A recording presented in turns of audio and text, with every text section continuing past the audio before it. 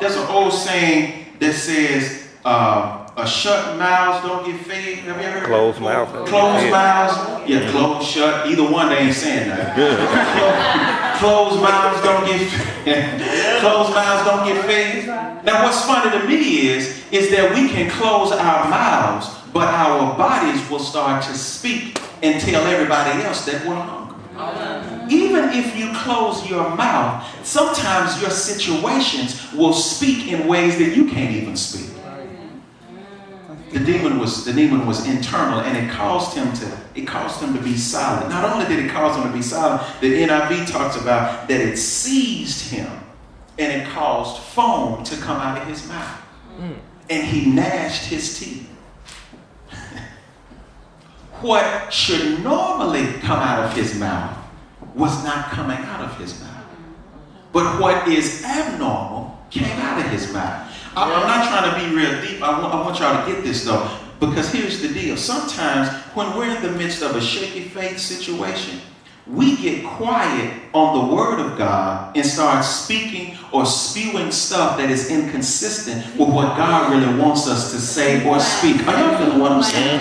Instead of speaking the word, we want to cut somebody out. Instead of speaking something positive or uplifting, we want to tear some folks All right. out. The bottom line is that ain't nothing but a demon that causes you to continue to have shaky faith. It's not the external thing, but it's all an internal thing. Right. See, if Satan can tear up the inside, he can destroy all of the outside. Oh, yeah. Because what happened was, what was going on the inside affected his outside. It made him fall on the ground and gnash his teeth. Now, he wasn't speaking not because his teeth didn't work or his mouth didn't work. The reason that wasn't coming out because the demon's trying to shut it down. Don't allow the demon to silence you in speaking the word of God over your particular situation. It was internal. Not only was the situation internal, but second of all, it was intense. Here is the thing that I believe that many of us, and maybe I'm just talking to me, many of us don't really want to admit that sometimes the battles that we fight are more intense than we realize.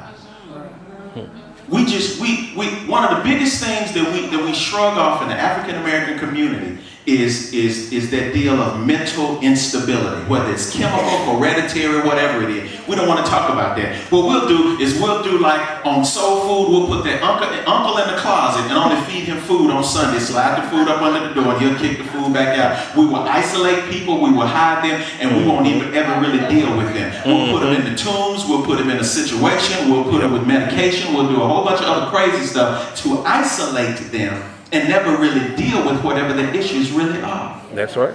The situation that the guy was dealing with, that the father and the son was dealing with, it was intense. It was intense for the son, but it was also intense for the father. Think about somebody you care about. Picture in your mind somebody you care about. You got that picture in your mind, somebody you care about? Imagine you standing at the curb, at the corner, and a big truck is coming, and your loved one is in the middle of the street with a blindfold. And then imagine the fact that you are screaming, but won't nothing come out. That's how that father felt. He has a situation that he can't do nothing with. We don't want to talk about the stuff that we having challenges with. I call them silent storms, quiet storms. The stuff that we'll shout in church, but then we'll go home and we'll cry about when we get to the house. If we never open our mouths and share that stuff with God and share that stuff with other believers that we can trust, let me put it out there. Okay. I'm not saying go ahead and share all of your business, but sometimes we got to have a core of people that we can share that stuff with. That's Otherwise, your stuff will come out in a way that's more twisted than it was when it came out. That's right. So true. So the man situation, sometimes we face these situations that are so intense that we want to be silent. Isolation and closing our mouths to whatever the thing is that can give us rescue is the biggest. It's small, but it's huge when it comes to shutting down and making a believer or a warrior of God inactive. If I can quiet you down, if I can cut off your communication process, if I can keep you from communicating to the head office about what you're dealing with, then I can isolate you and then ultimately destroy you. That was his situation. Maybe that's some of your situations even right now. Maybe your situation is internal. Can't nobody see it, but you know what's going on. Maybe it's intense. You ever seen somebody click and you wonder, why did they click? There was a whole bunch of stuff going on the inside before it started to manifest on the outside. Right. So we see the situation. Not only do I see this man's situation, but second of all, I see the steps that the man takes in order to remedy his situation. This is what he did. Verses 17 and verse 20. This is what he said. And it's funny to me. Now, remember, Jesus was on the Mount of Transfiguration away from the situation. Verse 17 says, Jesus says, what's the real deal? What's the real deal? What's going on around here? Verse 17 says, a man in the crowd answered, teacher, talking to Jesus, I brought you my son. How he bring Jesus his son when Jesus was on the Mount of Transfiguration? How he said, Jesus, I brought you. You know what? I brought you my son. Was he on the Mount of Transfiguration? No. What he did, he brought his situation to a group of people that profess and claim to be so connected with Jesus that it's almost as if Jesus was still there. Right. Can I make that thing live? Sometimes we come directly to church or to the preacher or to the altar thinking that if I can just get it to the altar, something that's a symbolic of Jesus, then my situation is going to change.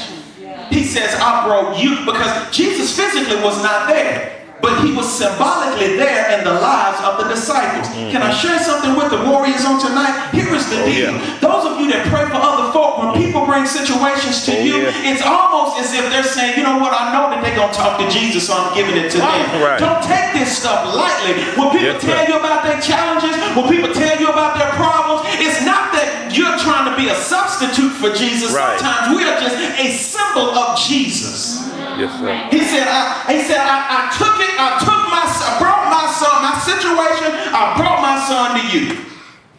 How many times have you been hurt by folk that on the outside claim to be that they were connected with Jesus? My Lord. But their heart, their mind, and their motive was all twisted. My Lord. He said, I brought you my son. Then he began to explain what the situation was. Not only did he bring his son to Jesus, here are the steps he was going to bring me. He was targeted on Jesus. But here's the other part. When he did not get an answer from the disciples, he waited until Jesus came back down off the mountain. When you don't get an answer, I'm not talking about the answer that you're looking for. God, give me $1 million and $1 million. I'm not talking about that. Right. I'm talking about a promise. John 14:27 says, Jesus says, peace I give you, not as the world give I unto you. So I'll keep him in perfect peace whose mind is stayed on thee. Isaiah says that. So we got a New Testament reference and an Old Testament reference. So it seems to me as if peace is a promise that comes from the Word of God. So if we take our situation to God or to a symbol, and we don't get that promise that was promised to us in the Word, we can't stop right there. We got to push forward and get the peace that God has in store for us. Let me slow down and catch up so you can catch up with me. A lot of times we'll come to church, or a lot of times we'll pray about it for 15, 20 minutes, or sometimes we'll say a couple of scriptures over, or sometimes we'll just do whatever, and then we'll go about our business, never waiting for the peace to actually come.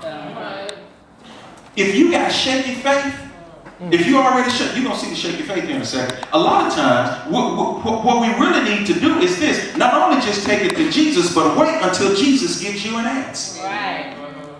Stop just talking, and then go through the process of listening. Stop just saying, oh, I want this to change, I want that to change, I want that to turn around, I want this to turn around. But then in a dialogue, that's two-way conversation. You got to wait until an answer actually comes. He didn't just sit there and say, well, I took it to them and then took him on about his way. Obviously, he was there for a while saying, well, how come y'all going to cast this demon out? Y'all did everything else.